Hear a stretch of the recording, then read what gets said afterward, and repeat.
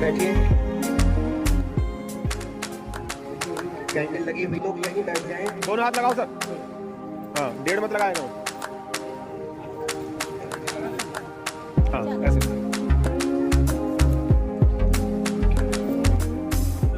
आपके समक्ष रखना चाहते हैं और सरपरस्ती का दम भरने वालों ने सरपरस्ती का दम अपने देखिए रगड़ते रहे हम इस सर को जहां तहां। अरे भीम और बुद्ध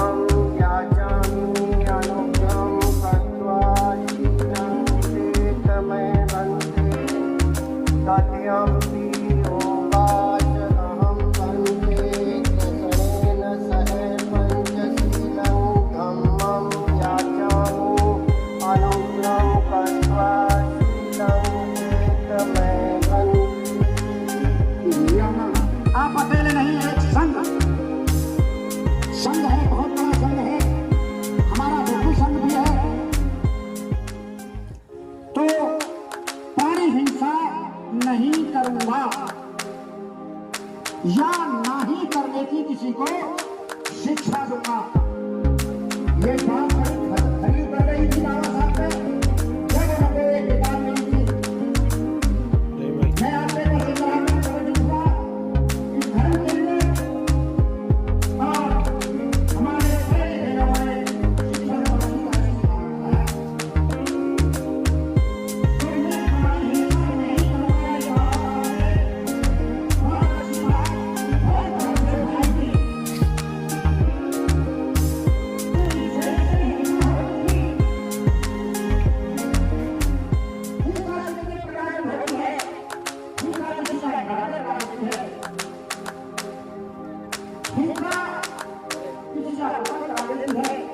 और हमारे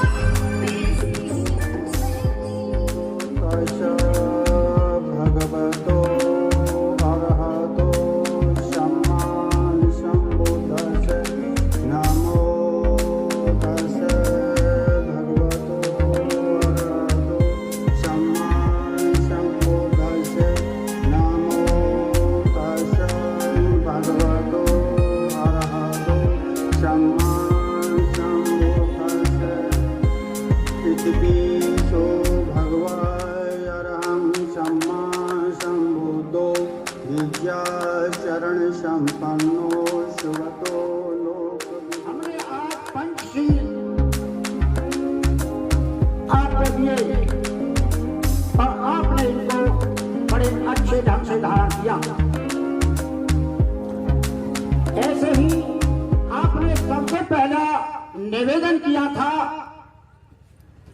ओकाश अहम भन्ते त्रिशरणेन सह पंचशीलं धम्मं याचामि अनुग्रहं कृत्वा शीलं देहि भन्ते। इसका अर्थ क्या है? इसका अर्थ है कि जैसे हम प्रधान अध्यापक को एक लेटर लिखते हैं वैसे ही बुद्ध धम्म एक कानून का धर्म है। इसका पालन करके आप उपासक लोग हमारी पहले याचना करते हो, याचना के बाद हम लोग आपको तृष्ण और पंचशील ग्रहण कराते हैं। यहाँ से हमारा जो कार्यक्रम होता है, विवाह हो, शादी हो, संस्कार हो, मूर्ति पूजा हो, आज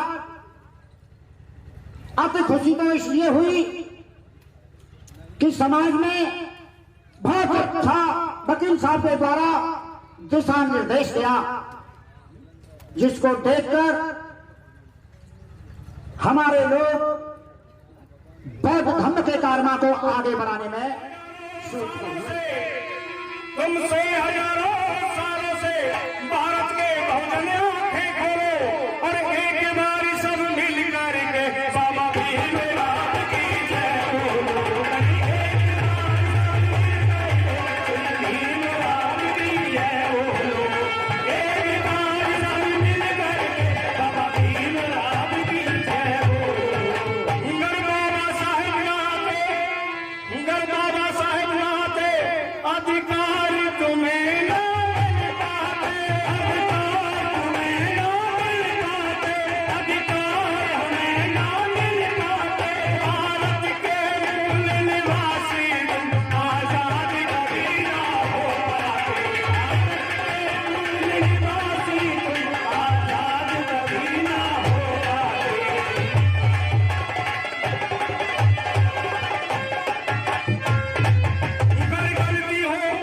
अगर गलती हो विचारकों से तो क्षमा आपसे चाहते हैं, क्षमा आपसे चाहते हैं, भाई क्षमा आपसे चाहते हैं। पीड़ो तन मिल करके बाबा का मिशन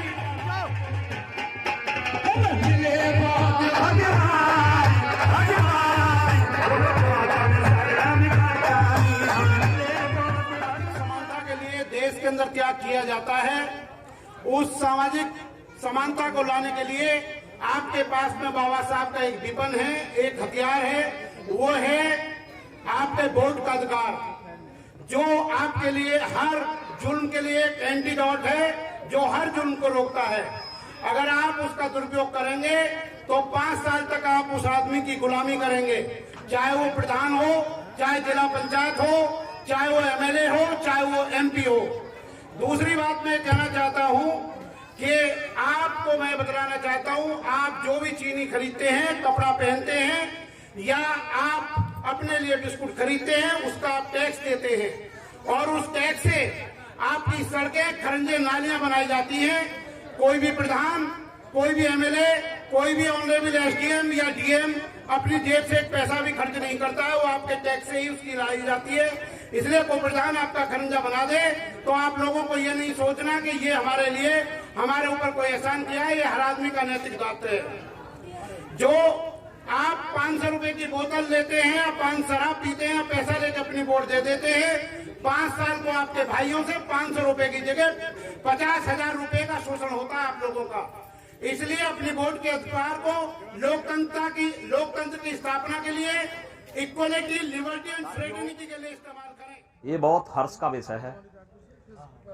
आज इस क्षेत्र में एक बहुत अच्छा प्रोग्राम हो रहा है, जिसकी हम कभी कल्पना नहीं करते थे, लेकिन कोई महान मूर्ति इस तरीका की कहीं ना कहीं से निकल के आ जाती है।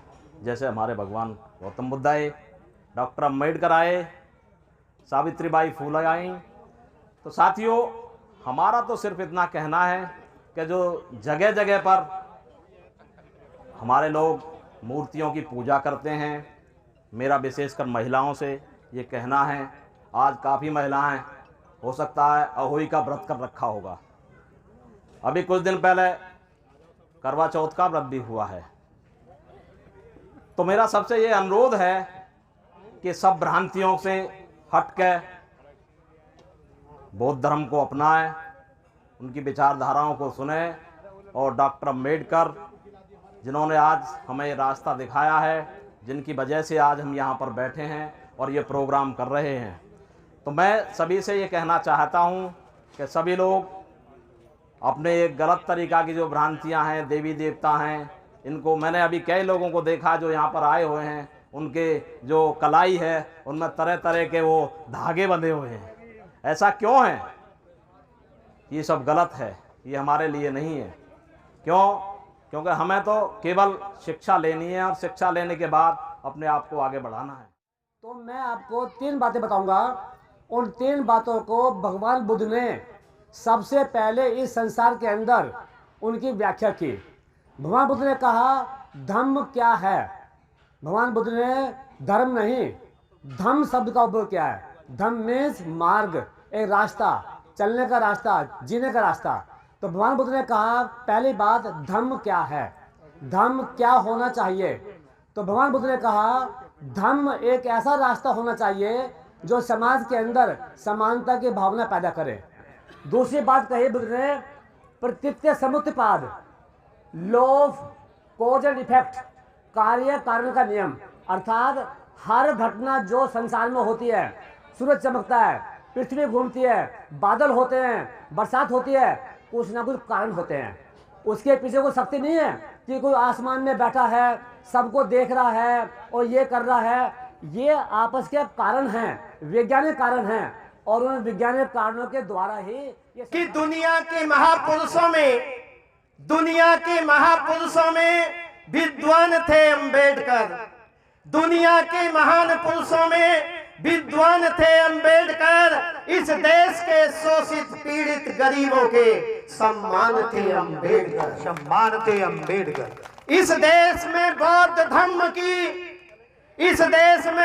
धर्म की पहचान थे अंबेडकर। इस देश की नारियों के मुक्ति दाता थे अंबेडकर। ए मेरे भाइयों बहनों, हम आपके भगवान थे अंबेडकर, भगवान थे अंबेडकर। कि संत कबीर साहब ने कहा कि दुनिया ऐसी बाबरी पत्थर पूजन जाए।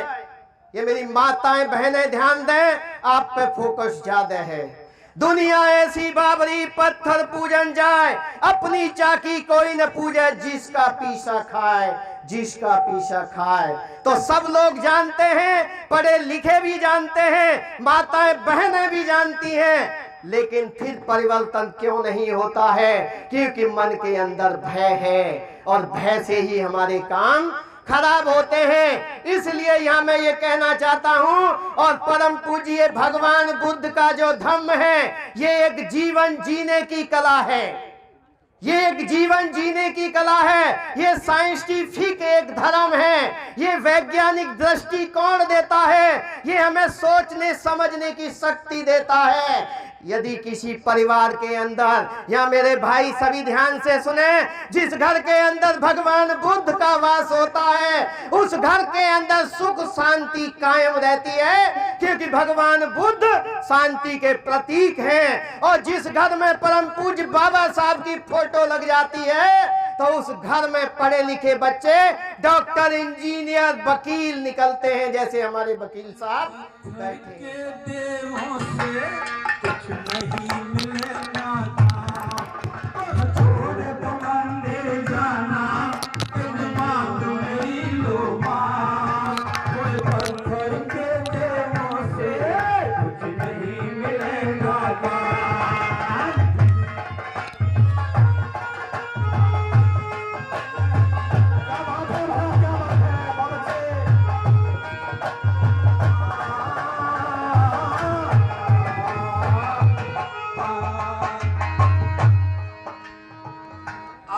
तक भटकते थे और ठोकरें बिखाई, रगड़ते थे माथा अपना दक्षिणा चढ़ाई, ठोकरें बिखाई, रगड़ते थे माथा अपना दक्षिणा चढ़ाई। हुआ कभी ना है, ना हुआ कभी ना होगा तेरा इससे कल्याण, पत्थर मिलने से मिलेगा।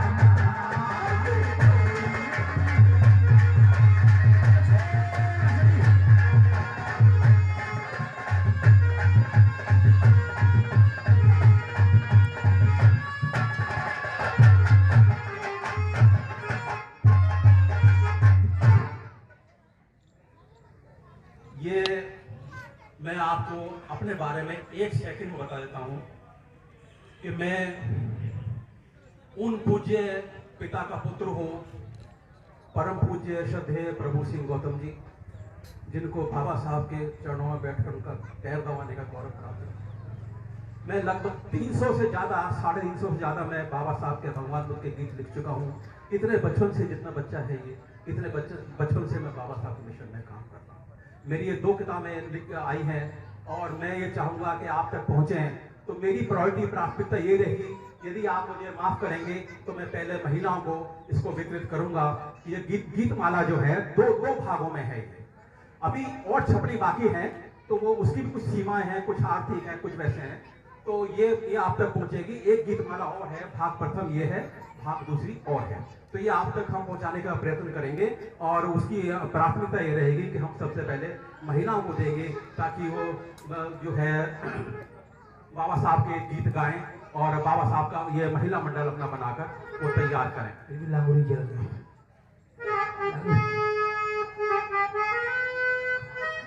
साहब आ जाओ।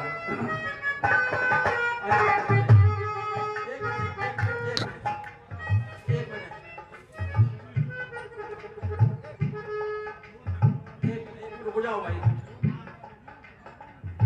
अरे मेरे बाबा ने बनाया संविधान, सुनो जी तुम, अरे अरे सुनो जी तुम, मेरे बाबा ने बनाया संविधान, सुनो जी तुम, अरे अरे सुनो जी तुम, मेरे बाबा ने बनाया संविधान।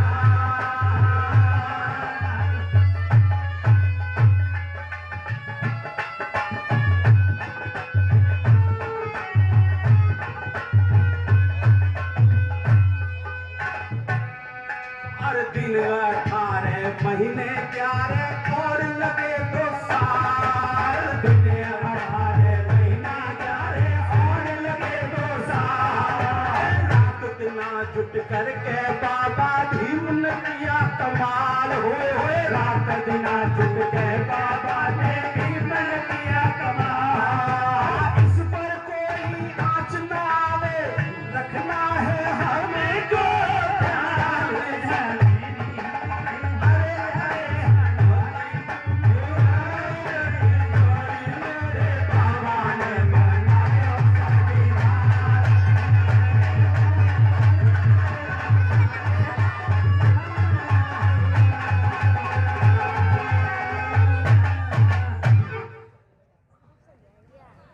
बहुत बहुत धन्यवाद तालियां भी तो नहीं समय देने के लिए बड़े भाई का। देखिए 4 बजे से मैं अनूपसर से चला हुआ हूँ, सिकंदराबाद में आके रुका, 2 घंटे वहाँ काम किए और अभी हमें लौट के अनूपसर फिर जाना है। एक कार्यक्रम है, डेथ सेरेमनी है। मैं सभी वक्ताओं से ये चाहूंगा, या तो हमें 1 घंटा दे दें या एक वक्ता के बाद में एक हमारा गाना हो जाने दें, ये मेरी गुजारिश है। 1 घंटा पूरा, और उसके बाद में आप जितना चाहो उतना खूब करते हैं। शिक्षा एक ऐसी पूंजी जो कोई बांट न पाएगा, नहीं पड़ेगा जो कोई बालक जीवन भर पछताएगा। शिक्षा एक ऐसा ब्रह्मास्त्र है जिसके उपयोग से आप पूरी दुनिया को बदल सकते हैं। शिक्षा की जड़ें कड़वी होती हैं पर उसका फल मीठा होता है। शिक्षा स्वतंत्रता के सारे द्वार खोलने की चाबी है। शिक्षा का उद्देश्य केवल ज्ञान प्राप्त करना ही नहीं, उस पर अमल करना भी है। शिक्षा तथा ज्ञान को अपने तक सीमित न रखें, इसका प्रचार और प्रसार करने से इसकी वृद्धि होती है। आज इतनी खुशी का पल है, अगर आपकी आज्ञा हो तो मैं जलने वाले जलते रहेंगे, जलने वाले जलते रहेंगे, जलाना मेरा काम है। बाबा साहेब की बच्ची हूँ, खुशी मेरा नाम है। जय भीम। बहुत सारे लोग जो कहते हैं कि हम धर्म परिवर्तन कर रहे हैं, ये जाटव समाज के लोग धर्म परिवर्तन कर रहे हैं, ये बिल्कुल गलत बात है। सभी लोगों को ये बात ध्यान से सुन लेनी है। हम धर्म परिवर्तन नहीं कर रहे हैं, हम अपने पुराने घर की सफाई कर रहे हैं। जो हमारा धर्म था, जो बौद्ध धर्म था, सम्राट अशोक जो हमारे चक्रवर्ती सम्राट अशोक हुए थे, उसमें सबके लिए न्याय, प्रभुता और हम सबके लिए न्याय और सबको बराबरी का अधिकार, सबको आगे बढ़ने का अधिकार, ऐसा राज्य था सम्राट अशोक का। इंसान तो इंसान, जानवरों के लिए भी न्याय की व्यवस्था और उनका खाने पीने का इंतजाम, जानवरों के लिए भी उन्होंने चरागा। आपने देखा होगा, सुना होगा इतिहास में 84 स्तूप बनवा रखे थे सम्राट अशोक ने, जिन पर मानव कल्याण के लिए सभी बातें बताई गई थी। तो ये सारी चीज़ें हम सबको ध्यान रखनी है। कोई भी ये नहीं कहे कि हम धर्म परिवर्तन करा रहे हैं, हम अपने पुराने घर को साफ कर रहे हैं। जो पुराना भगवान बुद्ध का धर्म जो एशिया में फैला हुआ है, जो सबके कल्याण का बात करता है, सबको न्याय की बात करता है, सबको आगे बढ़ाने की बात करता है, तो हम अपने घर को साफ करने की बात करते हैं।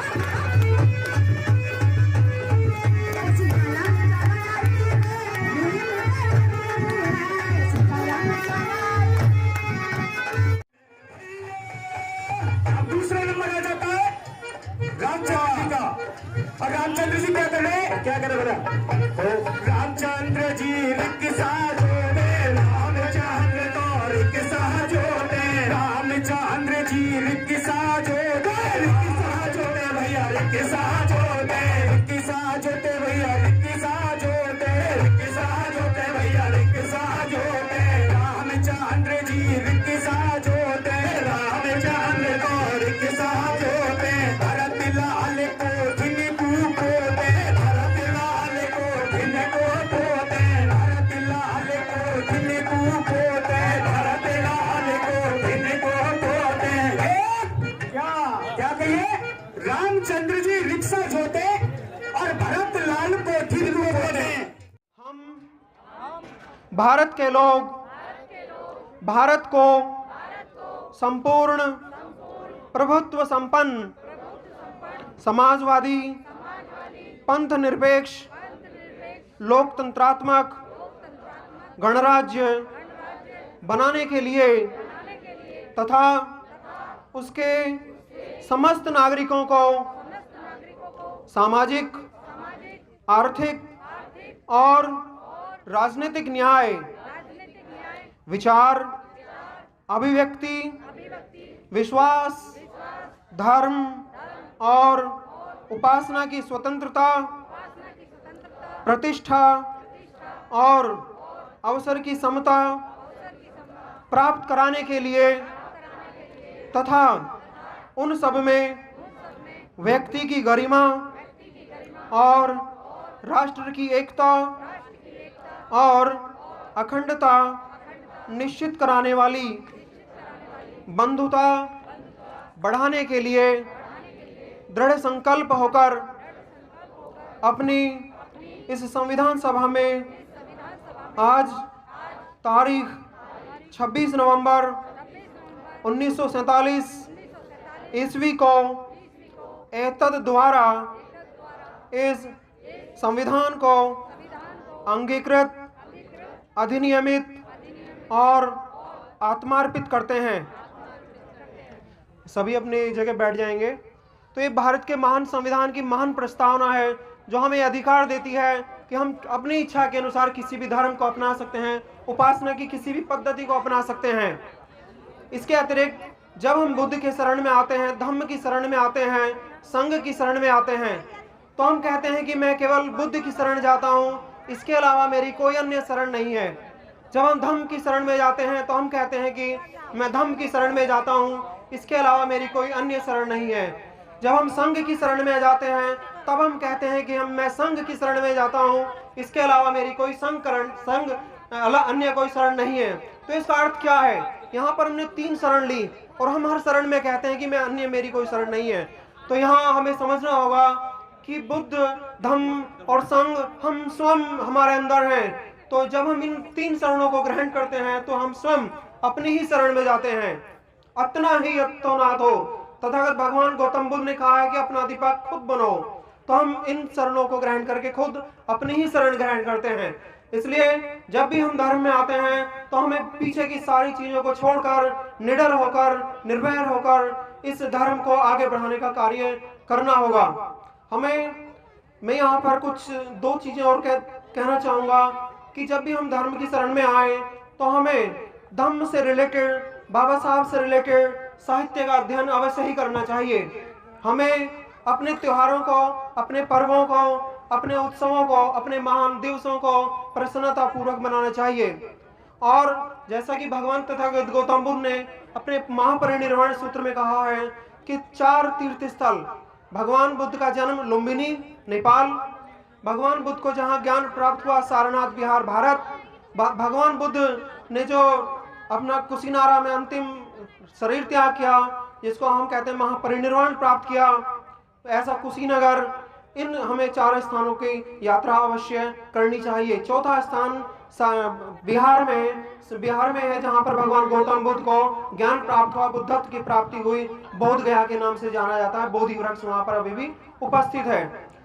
तो ये 4 स्थानों में अवश्य ही इनकी यात्रा करनी चाहिए। और इसके साथ साथ क्योंकि भारत में धर्मपाल अनागरिक के बाद तथागत बोधिसत्व बाबा साहब डॉक्टर भीमराव अम्बेडकर ने ही धर्म चक्र का प्रवर्तन किया, धर्म को पुनः इस देश में जीवित किया।